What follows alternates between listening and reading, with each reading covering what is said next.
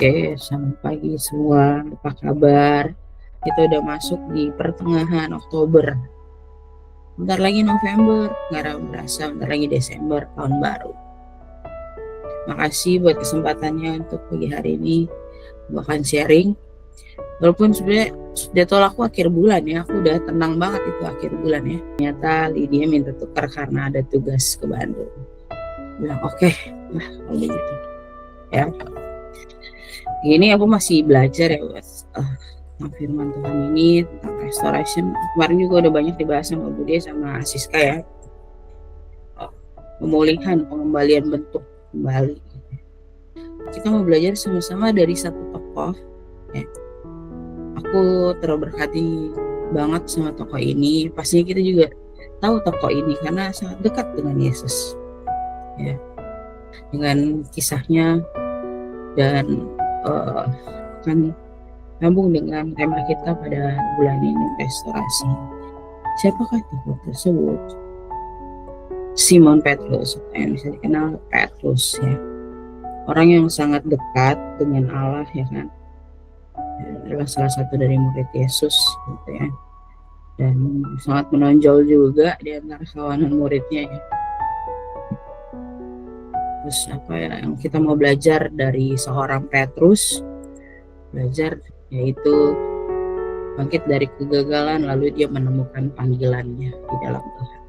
Hal ini sangat memberkati aku ya, dimana kita tahu kisah Petrus ya, kisah dia adalah orang terdekat Yesus juga, tapi dia melakukan kesalahan gitu yang mungkin kalau aku sebagai Petrus belum tahu ya aku bisa bangkit lagi apa enggak gitu saat melakukan itu. Kita mau belajar sama-sama tentang ini di Yohanes 21 ayat 15 sampai 19. Ini ayat dimana Tuhan berbicara sama Petrus ya. Restorasi, kasih Tuhan yang memulihkan seseorang saat kegagalan. Setelah Petrus menyangkal Yesus ketiga kalinya, mungkin Petrus ngerasa hancur banget ya, karena kan dia orang yang dekat dengan Yesus gitu. Petrus merasa nggak pantas lagi sebagai murid. Mungkin kalau diaplikasikan ke kita juga saat kita berbuat salah dan kita udah tahu kebenaran dan kita tahu gitu ya kita dekat sama Tuhan, mungkin ada rasa yang sama seperti Petrus ya, ngerasa nggak pantas gitu ya. Pantas gak ya? Aku aja tuh kalau setiap mau bawa sharing tuh pasti ada aja pikiran, layak gak ya aku ya gitu kan, siapakah aku ini Tuhan gitu kan, selalu ada pikiran itu gitu. Nah, kasih Tuhan yang memulihkan seseorang dalam kegagalan. Yesus tuh pribadinya luar biasa kan. Yesus kan tahu segalanya, dia tahu Petrus saat itu akan menyangkal dia ya. Tapi Yesus nggak datang ini. Kalau kita gitu ya, kita udah tahu nih orang itu akan menjahati kita gitu. Ini kita datang akan marah-marah kali. Wah. Ya. Tapi Yesus tuh datang nggak dengan marah, melainkan dengan kasih. Gitu. Dia tidak berkata kenapa sih kamu gagal gitu. Kok bisa sih gagal? Padahal udah lama lu deket sama aku. Kok bisa dan kok bisa. Tapi Yesus tuh ngomongnya sebanyak 3 kali, apakah engkau mengasihi aku? Yesus menyatakannya dengan kasih. Tuhan nggak datang marah-marah gitu, datang mencak-mencak gitu, enggak. Tapi Tuhan tuh kan pribadi yang mengasihi ya. Jadi Tuhan menyatakan kasihnya saat dia juga istilahnya dia tahu orang terdekatnya akan berbuat tidak baik kepadanya. Jadi harusnya restorasi kasih Tuhan tuh bisa memulihkan seseorang saat dalam kegagalan ya. Tuhan tidak pernah menjauh saat kita gagal teman-teman. Tangannya selalu terulur untuk membantu kita bangkit dan berjalan kembali. Tetapi semua pilihan ada di tangan kita. Kita mau nggak direstorasi, dipulihkan sama Tuhan, kembali ke bentuk semula saat kita gagal. Aku tuh pernah ya dulu ada yang ngomong ke aku, Tuhan tuh kalau mulihin kita tuh harusnya sempurna, nggak yang bentuknya tuh tadinya bentuknya bulat, tau-taunya jadi jejaran genjang, enggak. Dia akan mengembalikan dengan bentuk semula gitu. Tapi semua pilihannya tuh di tangan kita. Kita mau nggak mau satu ngulurin tangannya untuk membantu kita? Kita mau nggak mengulurkan tangan kita juga untuk meraih tangannya Tuhan, mau bangkit, untuk mau berjalan kembali gitu. Jadi Tuhan udah ngerjain bagiannya, kita juga harus mengerjakan bagian. Ada 3 poin ya ini, nggak banyak-banyak. Restorasi memulihkan identitas dan panggilan. Yesus bukan hanya mengampuni Petrus ya teman-teman. Dia bukan cuma memulihkan sampai Petrus diterima kembali, tetapi Tuhan juga memulihkan panggilannya. 3 kali penyangkalannya diganti dengan 3 kali penuh kasihnya. Apakah engkau mengasihi aku? Yesus diberi tanggung jawab baru.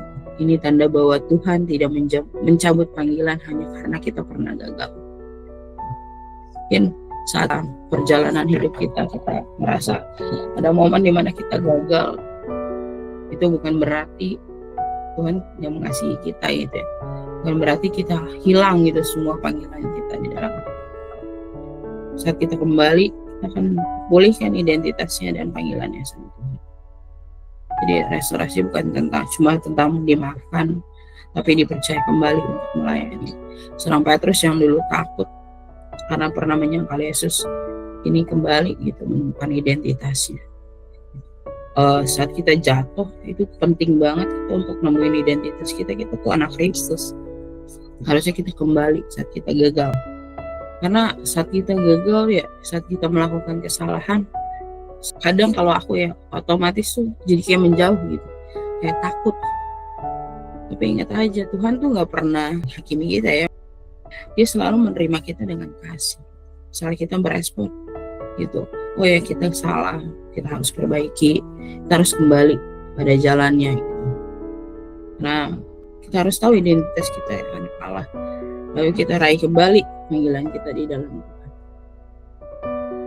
Restorasi mengubah kegagalan menjadi kesaksian. Siapa yang menyangka gitu ya, seorang Petrus dulu menyangkal Tuhan gitu kan, tapi dia berdiri berani di depan orang banyak menjadi kesaksian gitu. Banyak orang bertobat lewat hidupnya gitu, dipakai Tuhan untuk menginjili orang gitu. Jadi kuasa restorasi Tuhan tuh memakai bagian hidup yang dulu gagal untuk memuliakan namanya. Kegagalan Petrus tuh gak dihapus, tapi diubah menjadi kesaksian tentang kasih yang memulihkan. Tapi ini, ingat poin ini, kalau kitanya juga mau, saat kita gagal, kita mau kembali, kita mau berespon benar ya, kita akan dipakai Tuhan gitu. Kita akan kembali ke dalam panggilan kita. Gak ada yang menyangka. Jadi teman-teman jangan merasa gagal kalau pernah melakukan kesalahan. Kayaknya Tuhan gak akan pakai kita gitu. Siapakah kita ini gitu kan? Dulu masa lalu, mungkin masa lalu aku tuh dulu gini gitu ya. Kayaknya hancur banget, kok bisa? Mana mungkin lah Tuhan bisa pakai hidupku gitu untuk menjadi kesaksian, untuk menjadi tangan kepanjangan Tuhan, tangan firman Tuhan gitu. Ya sedikit aja sih kalau aku melihat hidup aku dulu ya. Aku kan bandelnya tuh masa-masa sekolah ya, bandel banget gitu ya. Kalau dilihat zaman dulu mungkin aku nggak akan menyangka kalau saat ini maksudnya aku bisa kembali gitu di dalam Tuhan. Dulu aku tuh bandel, aku dulu pelayanan sih. Itu waktu di tempat lama aku pelayanan, pemain musik dari SMP ya. Tapi saat aku pelayanan ya aku juga bandel banget gitu. Tapi nggak ada yang menyangka, aku cuma merasa ya udahlah waktu itu main musik karena papaku suruh aku main musik untuk pelayanan di gereja gitu. Dia mau anaknya ada yang menjadi pemain musik gitu. Tapi satu sisi ya hidupku gagal gitu karena aku nggak melakukan kehendaknya Tuhan. Aku lari-larian, aku melakukan kenakalan gitu ya. Zaman aku sekolah gitu. Tapi aku bersyukur karena Tuhan tangkap aku lagi dan aku menangkap momen tersebut gitu. Yang dulu orang bilang mungkin lah si Stefa ini kan bandelnya minta ampun gitu, orang sampai dikirim ke daerah gitu. karena bandel, sampai dipindahin gitu kan sama papaku ke daerah supaya bisa benar katanya gitu. Tapi nggak ada yang bisa gitu menebak hidup kita, karena nggak ada juga yang bisa menghakimi kita. Maksudnya kita nggak layak, lu masa lalu lu begini, masa lalu A B C D, nggak mungkin itu dipakai Tuhan. Itu nggak ada yang bisa menghakimi kita, karena Tuhan aja menerima gitu. Asalkan kita mau diubahkan hidup kita, asalkan kita mau sungguh-sungguh. Restorasi ini kan kalau dalam KBBI yang Siska bilang ya, itu kan mengembalikan bentuknya seperti semula ya. Jadi jangan takut kalau Tuhan pulihin kita, itu nggak mungkin dalam lingkaran itu nggak mungkin ada bolongan lagi gitu istilahnya. Jadi jangan takut saat kita pernah gagal ya, dan takut Tuhan pasti akan pakai hidup kita untuk jadi kesaksian asal kita mau. Ya. Izinin Tuhan memakai kisah kita, bahkan yang paling gelap sekalipun, untuk menyalakan pengharapan bagi orang sekitar. Aku terberkati juga ya sama Bude waktu 2 minggu lalu, dia nyatain dia pernah berbuat ABC dari waktu dulu gitu, dengan berani, tapi itu jadi kesaksian gitu ya, gimana Tuhan pakai hidupnya. Walaupun dulu pernah melakukan kesalahan, tapi Tuhan pakai hidupnya dan dia mau berespon benar gitu ya. Jadi jangan ngerasa aduh gelap banget hidup gua gitu ya. Izinin Tuhan untuk merestorasi hidup kita secara sempurna. Lalu izinin juga Tuhan memakai hidup kita untuk menjadi kesaksian, menjadi surat yang terbuka bagi orang-orang sekitar kita. Petrus dengan kisahnya ya, menurut aku itu top banget sih kegagalannya ya. Dia menyangkal Yesus gitu. Tapi dia kembali mau diubahkan sama Tuhan. Dia merespon itu. Lalu dia menangkap panggilannya di dalam Tuhan. Jadi tangkap panggilan kita masing-masing di dalam Tuhan. Jangan ngerasa kita nggak layak dipanggil Tuhan, nggak layak dipakai Tuhan. Tuhan memanggil kita dengan kasih, teman-teman. Yesus tidak pernah menyerah pada Petrus, dan dia juga tidak menyerah pada kita. Restorasi adalah bukti bahwa kasih Tuhan lebih besar dari kegagalan kita. Jadi percaya teman-teman, apapun yang pernah kita lakukan, mungkin suatu kegagalan, Tuhan gak pernah gagal juga merestorasi hidup kita saat kita datang kepada Tuhan. Intinya tuh datang sama Tuhan ya, jangan lari gitu. Dan kita gagal jangan makin menjauh, tapi izinin Tuhan untuk mengulurkan tangannya, untuk membantu kita untuk bangkit, untuk kita dipulihkan dan Tuhan memakai hidup kita. Jadi saat ini ya, kalau aku bisa ada, makanya aku rasa ini semua cuma karena pertolongan Tuhan ya teman-teman. Melihat dari background, lalu net dari perjalanan, merasa Tuhan kayaknya mau merestorasi hidup aku gitu ya. Aku dulu yang merasa kayaknya ya udahlah, aku kayaknya bandel aja terus ya gitu ya, kayaknya nyaman banget gitu. Tapi Tuhan tangkap aku gitu ya. Dan saat ini juga Tuhan satu-satu merestorasi bagian hidup kita teman-teman. Kalau aku ngerasa tuh kan hidup kita tuh kayak sebuah rumah ya. Izinin Tuhan untuk merestorasi satu rumah teman. Bukan cuma oke Tuhan boleh nih restorasi rumah ini, tapi Tuhan jangan sentuh kamar paling depan.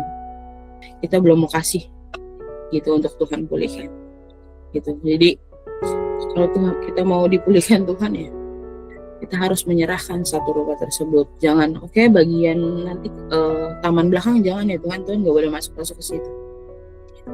Kita harus serahkan semuanya kepada Tuhan.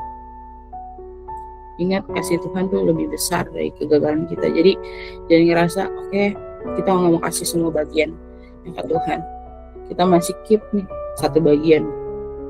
Ingat kalau restorasi kan mengembalikan bentuk semula ya. Jadi harus kasih full.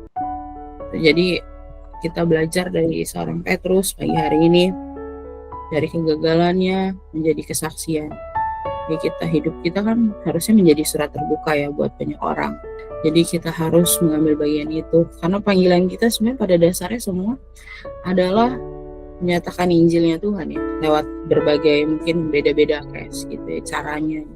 pekerjaannya juga berbeda-beda. Lewat situ harusnya hidup kita menjadi kesaksian buat banyak orang, dan orang-orang juga bisa merasakan buah dari restorasi hidup kita di dalam Tuhan. Harusnya berbuah manis, bukan berbuah pahit gitu. Dan mereka juga bisa melihat ada Kristus yang bekerja di dalam hidup. Terima kasih, Tuhan Yesus memberkati.